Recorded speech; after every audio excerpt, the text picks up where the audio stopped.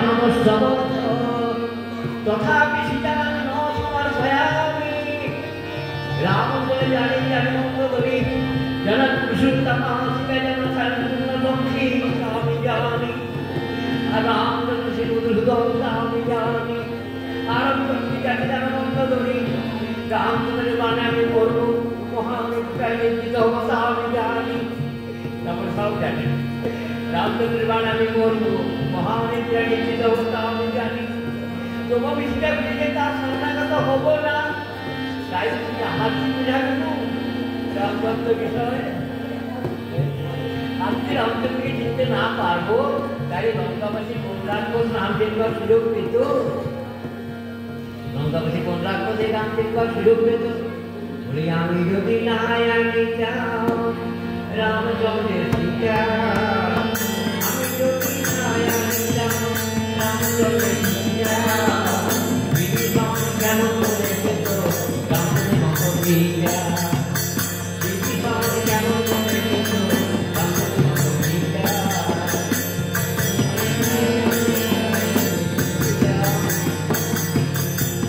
Tapi luka dalam bumi dalam, aku tidak tidak.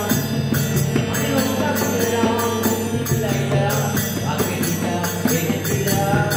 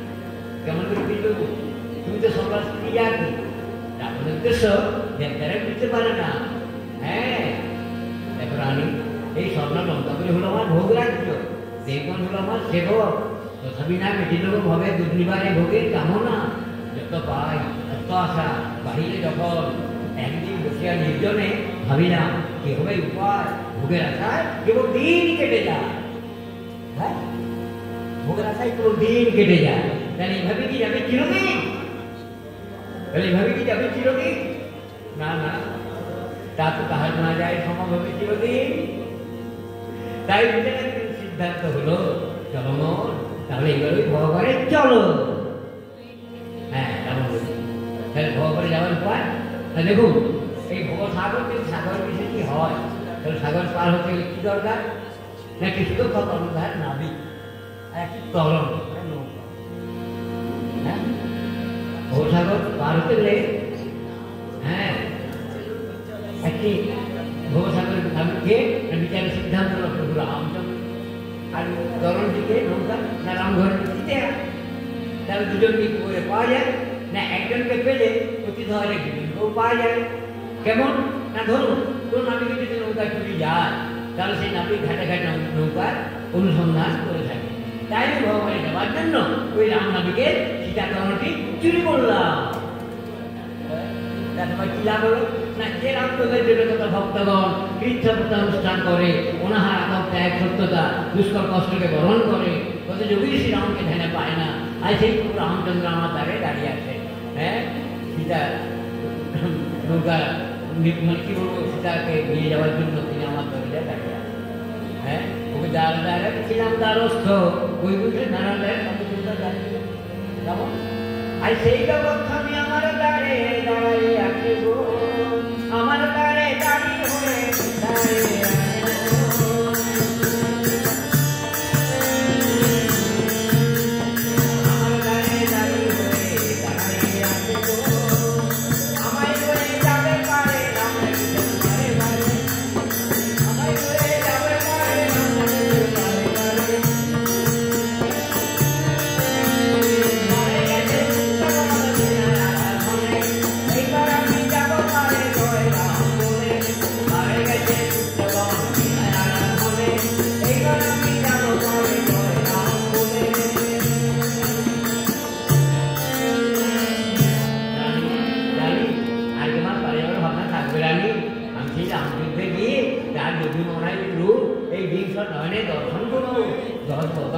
Ram Ram করে ডাকবো, আর ওই রামরূপ দেখতে দেখতে তার পুত্র বানে ওই আক্ষর দেহটা বিসর্জন দেবো। হ্যাঁ রানী, আর আমার পারে যাওয়ার ভাবনা থাকবে রানী।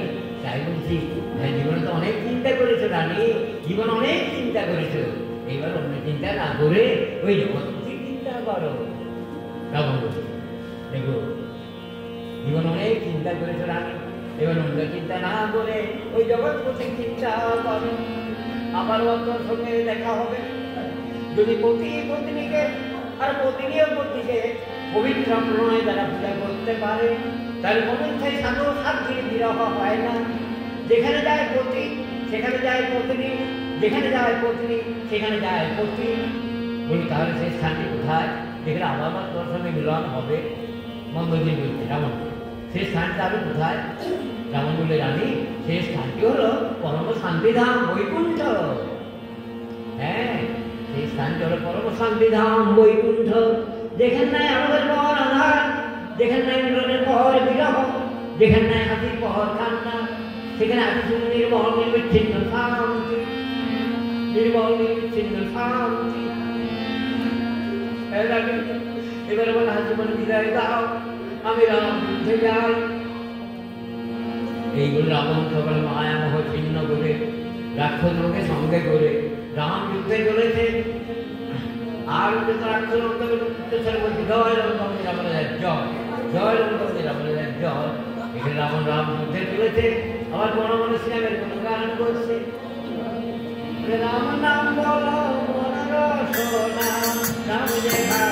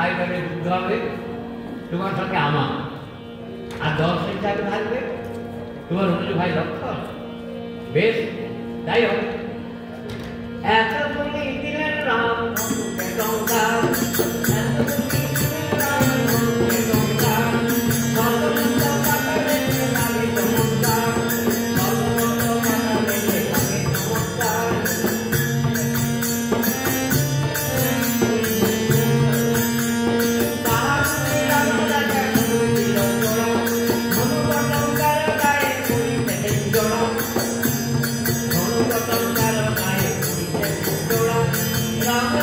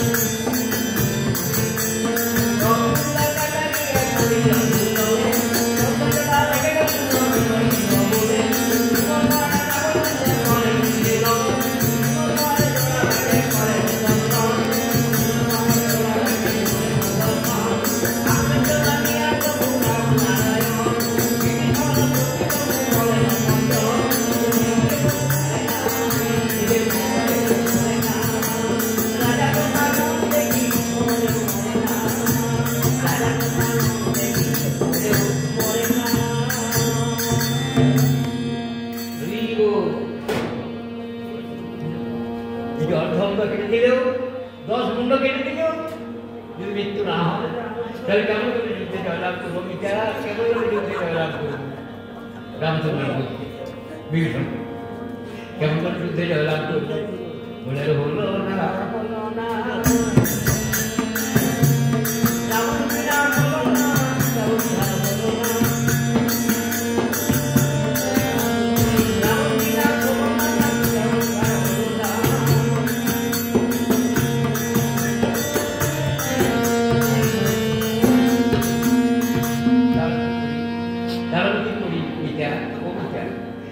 হাত ধরে বলতে পারে বলে দাও এটা কোন অস্ত্রের আমরা বলে যায় মৃত্যু হবে একবার বলে দাও, তোমার দুটি হাত ধরে বলবো, কারণ এই যুদ্ধে আমি তুমি অগ্রসর হয়েছি একমাত্র তোমারই মন্ত্রণা বলে। হ্যাঁ রামচন্দ্র বলছি বিভীষণ এই যুদ্ধকে অগ্রসর হয়েছে একমাত্র তোমারই মন্ত্রণা বলে। তখন বিভীষণ মনে বলতে লাগলো ও দেখে যাও জগৎ, আমি কেমন রাবণেরই ছোট ভাই হয়ে দাদার মৃত্যুর কথা আমি শত্রু পক্ষে দেখা তোমাকে নিবেদন করছি। জগৎ আমার মতো ভাই যেন কারো না হয়, জগৎ আমার মতো ভাই যেন কারো না হয়। বিভীষণ এখানে তখন বিভীষণ বলে প্রভু সাধারণ অস্ত্রে তো লঙ্কাতে মৃত্যু হবে না। হ্যাঁ হ্যাঁ সাধারণ অস্ত্রে লঙ্কাতে মৃত্যু হবে না, আমার তো বিনিময় লইয়াছে বিজাত্তা ব্রহ্মকাণ্ড মৃত্যু সেই সরানিবারে হবে, তবে সে বলিবে লঙ্কা না। তাহলে সেসব বাবার উপায় সেসব সে যে সঙ্গ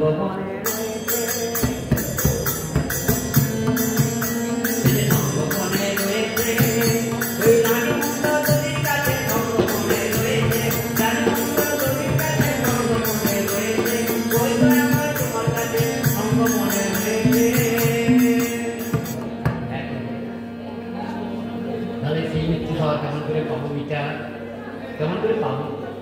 বিভীষণ বললে প্রভু হনুমানকে পাঠাতে হবে লঙ্কা, হনুমান ছাড়া এই কাজে কেউই পিতা সংকল্প হতে পারবে না, আমি হনুমানকে ডেকে আদেশ করুন। এখানে তাই শুনে জানেন রামচন্দ্র কিছুক্ষণের জন্য যুদ্ধ বিরতির কথা রাবণ রাজাকে জানাবেন। রাবণ রাজা রাজি হলেন, কিছুক্ষণের জন্য যুদ্ধ বিরতি রইল। অবিলম্বে রামচন্দ্র হনুমানকে ডেকে বললে হনুমান পার্টি সে লঙ্কায় গিয়ে চলে বলে কৌশলে ওই মৃত্যুমান আনতে। হনুমান বলে প্রভু কোনো চিন্তা নাই, জীবন বিপন্ন করেও এই মৃত্যুমান আনবার চেষ্টা করব, জীবন বিপন্ন করেও এই মৃত্যুমান আনবার চেষ্টা করব। এই বলে হনুমান রামচরণের প্রণাম জানিয়ে অন্যান্য বীরগণকেও যথারীতি সম্ভাষণ জানিয়ে ওই বায়ুপুত্র হনুমান বায়ু দ্বারা সর্বাঙ্গ অনুভব করলে। আর দ্বিতীয় কথা মনে মনে চিন্তা করলেন হনুমান, কিছুদিনকে মনে মনে ভাবছে দূর এইভাবে ঘর প্রবণটার কাছে না গিয়ে আর গণক ঠাকুর বেশি আমাকে যেতে হবে। হ্যাঁ গণক ঠাকুর বেশি আমাকে যেতে হবে, নইলে কার্য উদ্ধার হবে না। আর গণক ঠাকুর বাড়িতে এলেই যেন তো মায়ের একটা হাতে এখনো বাতি গাছি। হ্যাঁ কারণ মায়েদের মন সরলা অত্যন্ত কোমলা, না জাতির মন মায়েদের মন অত্যন্ত সরলা বা কোমলা। হ্যাঁ গণক ঠাকুর বাড়িতে করে এলে হয়, হ্যাঁ মায়ের হাত থেকে চেষ্ট করেন কি। হ্যাঁ হ্যাঁ তাই হনুমান কি করলো, এত বলি হনু তখন গণমূর্তি ধরিল, এত বলি হনু তখন গণমূর্তি ধরিল,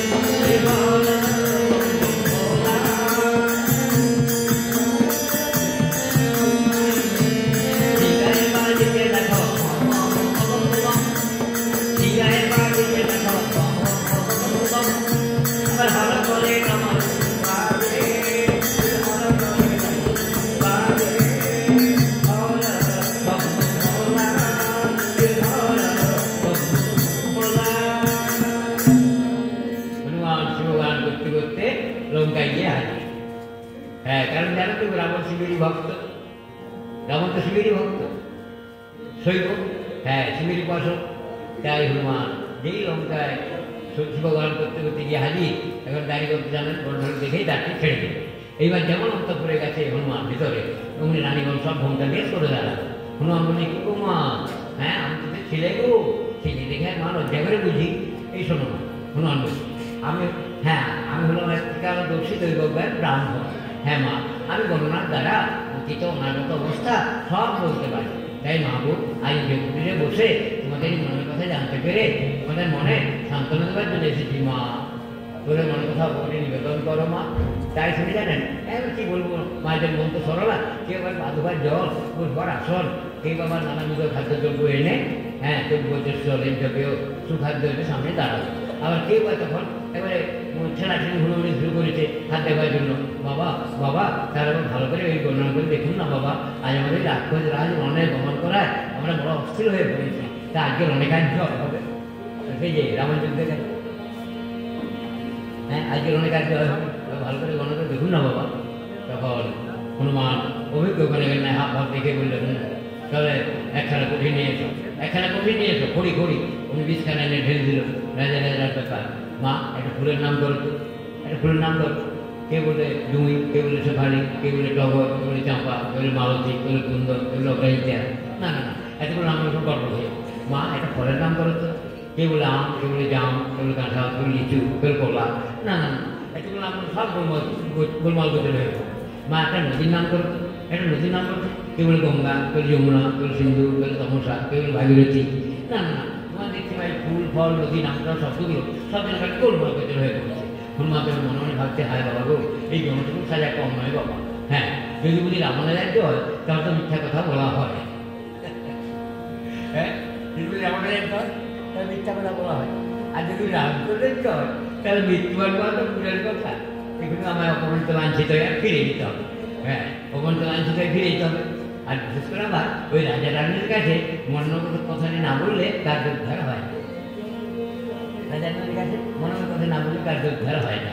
তাই হনুমান যেন আবার অভিজ্ঞ গণকে হাত ভাব দেখে বললেন, এই রা শব্দ রয়েছে যার নামের আগে বর্ণে, তাহারই হইলে জয় আজিকার রণে। বাহ, হ্যাঁ রা শব্দ রয়েছে যার নামের আগে বর্ণে, তাহারই হইলে জয় আজিকার রণে। তখন সমস্ত রানীগণ বলে, দিদি দিদি যারা আমাদের রাজার যখন আক্রমণ রা মানে রাবণ ভেবেছে আমাদের রাজার জয় হবে। হ্যাঁ, কিন্তু ওদিকে যে রাবণ রাম রাম, ওদিকে রাম, এদিকে রাবণ, দেখুন সপক্ষ বিপক্ষ হয়েছে আক্রমণরা, সপক্ষ বিপক্ষ হয়েছে আক্রমণরা। তাই কার জয় কেমন করে বুঝবেন? বন্ধুদেরই বলছে, কি বললি ভগ্নীগণ, তোরা কি বললি? আমাদের পরম সত্য রামচন্দ্র তার যে আক্রমণরা, তার কার জয় কেমন করে বুঝবো? হ্যাঁ, কাজে কেমন করে বুঝবো? হ্যাঁ তা তো বলি, তা তো বলি। বলি ও কণ্ঠের বাবা, কণ্ঠের বাবা এই কি বললেন? আমাদের পরম সত্য রামচন্দ্র তার ব্যাপারে আক্রমণরা, তাহলে কাজে কেমন করে বুঝবো? হনুমান ভাবছে, তা তো বলি, তা তো বলি। তাহলে এখন কি বলি বাবা? হ্যাঁ বলে দাও বাবা, এখন কি বলি? হ্যাঁ, তোমার চরণ প্রান্তে স্মরণ নিচ্ছি বাবা, তোমায় বলে দাও, তাহলে এখন কি বলি? এই বলে হনুমান রামচন্দ্রের স্মরণ নিলেন। হ্যাঁ হ্যাঁ, উপায় পেয়েছি, উপায় পেয়েছি।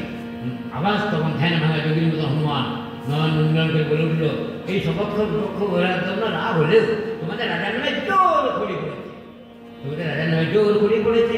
আর মা গো লঙ্কেশ্বরী, রাজার মৃত্যু বিষয়ে কেন অত মহাভাবনা ভাবছো মা? রাজাকে মহা তপলব্ধ ব্রহ্মদণ্ড মৃত্যু শহর, সেসব তুমি তো অতি সংগমনে রেখেছো মা। হ্যাঁ, সেসব তো তুমি অতি সংগমনে রেখেছো। হ্যাঁ, অস্ত্রের প্রভাবে লঙ্কাপতি মঙ্গল হয় উচিত, কিন্তু কেন যে একের পর এক ভীষণ মনোকষ্ট পাচ্ছেন? আমার মনে হয় ওই দিব্য অস্ত্রের কোনো মালিন্য বিকার ঘটেছে। আমি দেখলে হয়তো তার কোনো প্রতিবিধান করতে পারতাম। বলো মা, তাহলে এখন সেসব কোথায়? এটি এটি বন্ধুদের বলে বললেন, এটি এই গুপ্ত কথা আপনি কেমন করে জানলেন? এই গুপ্ত কথা আপনি কেমন করে জানলেন? হনুমান বললে, মা আমি গণনার দ্বারা অতীত অনাগত অবস্থা সব বলতে পারি। হ্যাঁ মা, বলো মা, তাহলে সেসব কোথায়? আমি দেখলে হয়তো নিশ্চয়ই কোনো প্রতিবিধান করতে পারতাম না। না, আপনি আমার কথা বলবেন না, ও কথা বলবেন না। মা, হনুমান বলছি, মা এই কথা অন্যের কাছে প্রকাশ্য হলেও আমাকে বলতে ভয় কি? আমি দেখলে হয়তো নিশ্চয়ই কোনো প্রতিবিধান করতে পারতাম। বলো মা, হ্যাঁ বলো সেসব কোথায়? তখন মন্দোদরী বলে ফেললেন, সে সব আমি পরিবেশতম্ভের মধ্যে রেখেছি। স্তম্ভের মধ্যে রেখেছি। বাহ বাহ মা, রাজবাড়ি তো অনেক স্তম্ভ রয়েছে মা। হনুমান বলেছে রাজবাড়ি তো অনেক স্তম্ভ রয়েছে, তার কোন স্তম্ভে রেখেছো মা? কোন স্তম্ভে রেখেছো? এখানে মন্দিরে তখন হাত বাড়িয়ে বলে উঠলো এই স্তম্ভের মধ্যে রেখেছি, এই স্তম্ভের মধ্যে রেখেছি। তখন হনুমান বললে বাহ বাহ বাহ, দেখলি তো মা আমার হনুমান কেমন কোমলতর কোমল আর কঠিনে তারা কঠিন প্রভাব। হ্যাঁ, তখন হনুমান বলে মা গো এত সব চোখ বুঝে তো মা, মা গো সব চোখ বুঝে তো। উনি যত রকম করতেন কৌতূহল দেখবার জন্য, যেমন চোখ বুঝেছে কৌতূহল দেখবার জন্য যেমন চোখ বুঝেছে। অর্থাৎ হনুমান কি বললো, জয় রাম বলে হনুমন্তা ঘাত লইল, জয় রাম বলে হনুমন্তা ঘাত লইল, পুস্তকাকে স্তম্ভখানা চূর্ণ হলো, পুস্তকাকে স্তম্ভখানা চূর্ণ হলো। সম্মুখে হংসরূপী অস্ত্র ভোলাবান, সম্মুখে হংসরূপী অস্ত্র ভোলাবান, বাণের প্রভায় আলোকিত হইল সেই স্থান, বাণের প্রভায় আলোকিত হইল সেই স্থান। আটটা ফলাদান, বাণের প্রভায় আলোকিত হইল সেই স্থান। তখন হনুমানের বীরত্ব দেখে যত রমণীগণ বলে উঠল বাহ বাবা ধন্য ধন্য, হ্যাঁ ধন্য গণেশ বাবা ধন্য। কেমন করে রোগা পাতলা শরীরে আর বীরত্ব দেখালে, হ্যাঁ জরাজীর্ণ শরীরে কেমন করে বীরত্ব দেখালে। তাই মানে শত সহস্রবার তোমায় ধন্যবাদ জানাই, তাই মানে শত সহস্রবার তোমায় ধন্যবাদ জানাই। যত রমণীগণ বলছে হনুমান আমরা শত সহস্রবার তোমায় ধন্যবাদ জানাই। এইবার হনুমান দেখলো না হাত দেরি নয়, হ্যাঁ কারণ দেরি হয়ে যাচ্ছে, আর দেরি নয়। এবারে নিজ কাজে সাধন করি। এই বলে হনুমান তার কি করলো, হ্যাঁ হনুমান তার বললো মানখানে তো সুন্দরী রয়েছে, তাই কেমন করে রঙ্গকে এত সম্মান কষ্ট পাচ্ছে, কিন্তু হ্যাঁ মানে তো সুন্দর রয়েছে, কিন্তু না না দেখ নয় এই কথা বলে আর সময় নষ্ট করবো না। এই বলে হনুমান তার করলো কি জানেন, গোলাম খুঁজে হনুমান উঠিল পাঁচিল উপর, বন ঠাকুর সেই পড়া বাঁধন, বন ঠাকুর সেই পড়া বাঁধন। এইবার কি হয় আদিগণ দেখিল তোদের কাছে, রাবণের মৃত্যু সরকার কবলিত হয়েছে, রাবণের মৃত্যু সরকার কবলিত হয়েছে। আমি কি করলাম, আমি কি করলাম, হ্যাঁ আমি প্রতিঘাত বলে বন্ধ করি মূর্ছিত হয়ে পড়লো। হ্যাঁ অন্যান্য রমণীগণ চোখে মুখে জল দিতে লাগলো, অত্যাচারখানে বিজয় করতে লাগলো। পরে যখন চৈতন্য লাভ হলো সকল রমণীগণ বলে হলো ও দিদি দিদি ও তো বানর জাতি বই কিছু নয় দিদি, বানর জাতি বই কিছু নয়, চলো দিদি আমার বাংলাতে খাবার ওই রান্না করছেন না কয়েকটা কলম বেগুন এনে দেখায়, তাহলে তো ফলের লোকে বানটা ফেলে দিয়ে চলে যাবে। তাই হ্যাঁ ফলের লোকে হয়তো বানটা ফেলে দিয়ে চলে যাবে। তাই ছিল হনুমান লঙ্কার পাখি থেকে বলছে বাহ বাহ বাহ ধন্য রমণীগণ বলে বুদ্ধিকার করিয়াই যায়, আমাকে ফলের লোক থেকে আর এই কর্তব্য ভুলেই দেবে, বাহ আমাকে ফলের লোক থেকে কর্তব্য ভুলেই দেবে, বাহ বাহ বলে বুদ্ধিকার করিয়াই যায়। বলি কি ফল দিবে গো রানী ফলের কাঙ্গাল,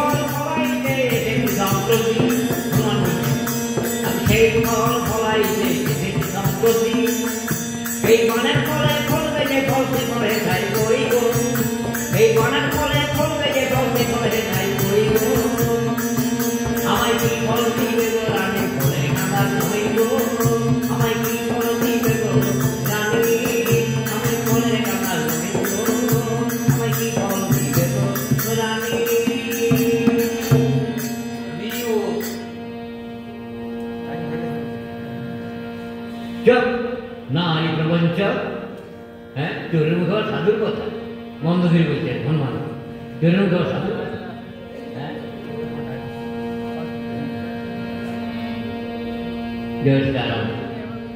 সময় তো হয়ে গেল, জানেন অনেক সময় কম তো, আর একটু করি নাকি আর 5 মিনিট, বাবা সময় হয়ে এসছে তো রাখুন।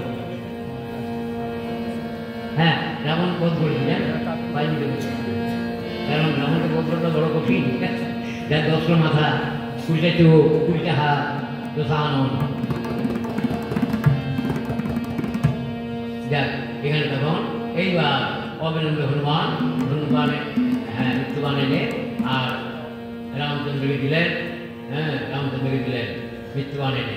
তাই তো বলি ধর্মতাকে তাকে খবর সেবক আর বিভীষণ তাই মন্ত্রণাথ বন্ধু আমি না পেতাম, তারা চিত্রনাথ হতে পারতাম না। এই যে বিচার হনুমান এই মৃত্যুবান এনেছে। হ্যাঁ প্রভু, তার আগেই কেন এইবার ধনুকে বাণ যোজনা করে ওই দেব শত্রুকে বিনাশ করুন এবং জগতের মঙ্গল বিধান করুন।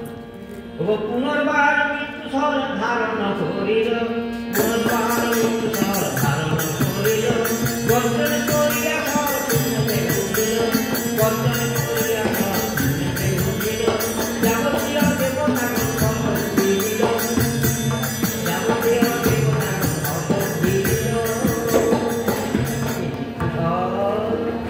রাবণ মৃত্যু সর, যে শহরটি সঙ্গমনের আদি মঙ্গলদের রেখেছিল ভোটকে স্তম্ভে, সেই শহর তুমি এনেছো প্রভু, এনেছো। এতদিন প্রয়োজনে না বলি, আজ প্রয়োজনে ঠিক এনেছো। তাই তো বলি তুমি সর্বদাই নিজের অন্তরে বিরাজ করছো। যে যারা বলে তুমি তারা শোনো, যে যারা বলে তুমি তারা দেখো, তোমাকে ভাবি তোমার শক্তি কারণ হয়। তবে আর কেন তোদের যদি সময় ধ্যানে পায় না, আজ তুমি আমার সামনে দাঁড়িয়ে আছো প্রভু, তাহলে একবার দাঁড়াও, তুমি একবার দাঁড়াও, আমি একবার দেশে সম্বল করে দেখে নিই।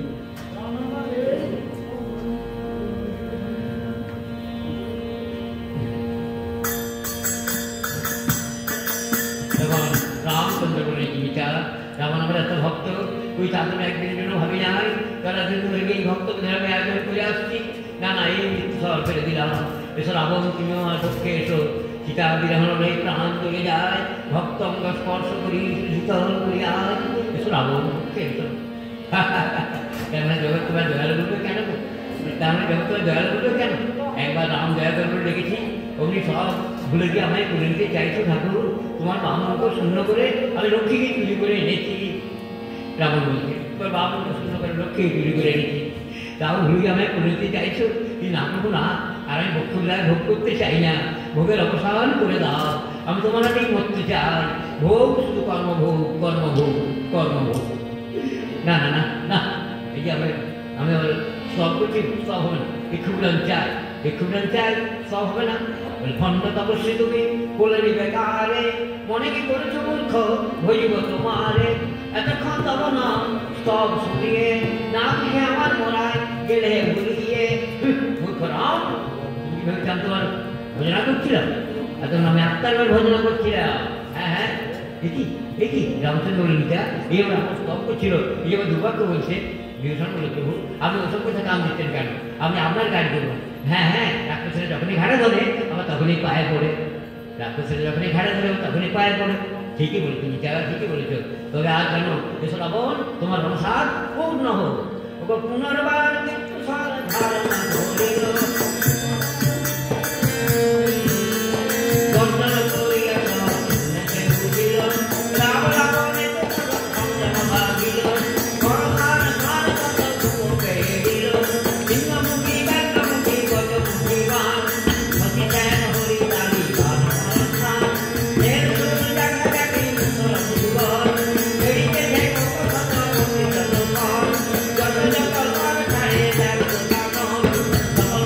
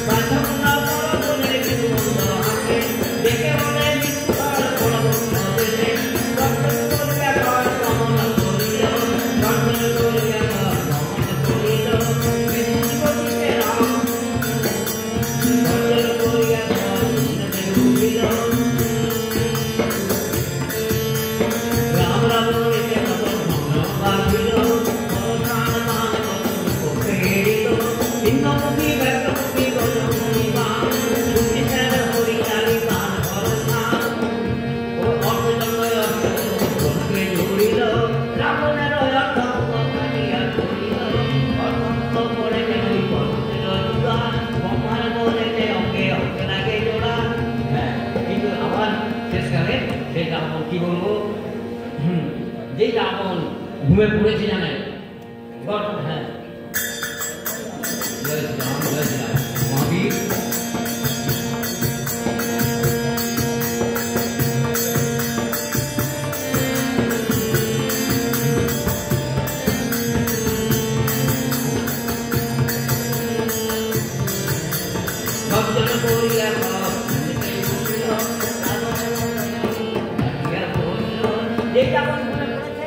এখানে তখন আর বিভীষণ আমার পাহাড় ধরে গাচ্ছে, দাদা দাদা কোথায় চললে দাদা, আজ কোথায় লঙ্কার গৌরব, হ্যাঁ কোথায় লঙ্কার গৌরব।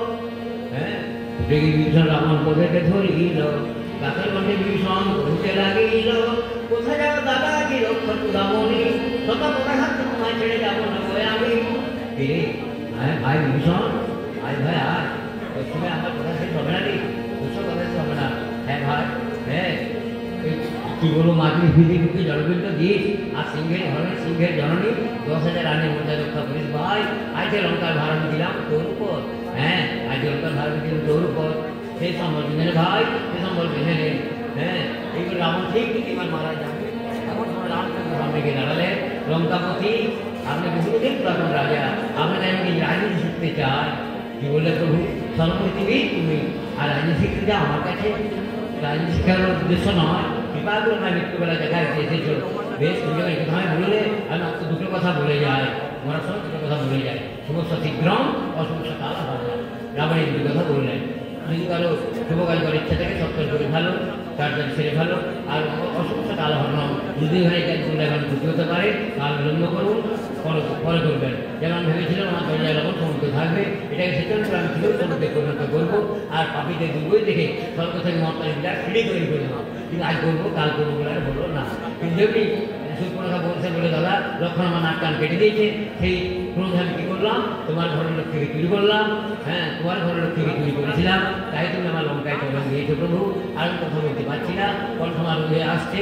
এখানে তখন হনুমান বিশাল মুক্তাবতার মহাদেব, তুমি আরেকবার আমার কর্ণে রাম নাম শুনিয়ে দাও। তখন হনুমান তখন কর্ণে জয় সীতারাম, জয় সীতারাম, রাম নাম শুনতে হলো। তবু রাম নাম শুনতে শুনতে রাম নাম গাইতে গাইতে